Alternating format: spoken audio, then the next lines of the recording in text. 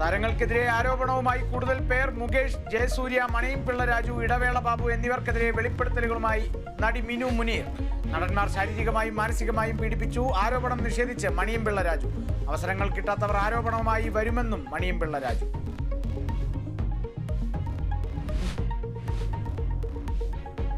എതിർപ്പിനിടയിലും cinema കോൺക്ലേവുമായി മുന്നോട്ടു പോകാൻ സർക്കാർ. കോൺക്ലേവ് നവംബറിൽ കൊച്ചിയിൽ. ചലച്ചിത്ര വികസന കോർപ്പറേഷൻ ചെയർമാൻ ഷാജി എൻ കരുണിന് ചുമതല. സിനിമാ കോൺക്ലേവിന്റെ നയരൂപീകരണ സമിതിയിൽ ആരോപണ വിധേയനായ മുകേഷ്.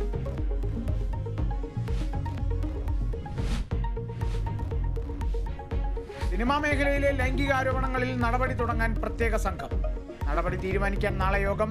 ആരോപണം ഉന്നയിച്ചവരുടെ മൊഴിയെടുക്കാൻ നീക്കം. പ്രത്യേക സംഘം IG സ്പർജൻ കുമാറിന്റെ നേതൃത്വത്തിൽ. നാളെ നടക്കാനിരുന്ന അമ്മ എക്സിക്യൂട്ടീവ് യോഗം മാറ്റി.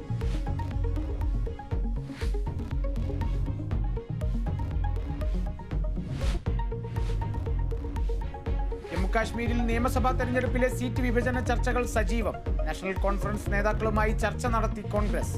ആദ്യഘട്ട സ്ഥാനാർത്ഥി പട്ടിക പുറത്തുവിട്ട് BJP. 44 സീറ്റുകളിലേക്കുള്ള സ്ഥാനാർത്ഥികളെ പ്രഖ്യാപിച്ചു.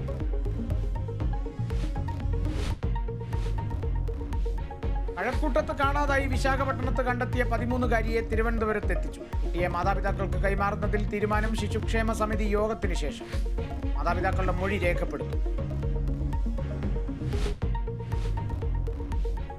ദേശീയ ദുരന്ത നിവാരണ അതോറിറ്റിയുടെ പ്രത്യേക സംഘം ഇന്ന് വയനാട്ടിൽ. ഉരുൾപൊട്ടലുണ്ടായ ചുരൽമല, മുണ്ടക്കൈ പ്രദേശങ്ങൾ സന്ദർശിക്കും.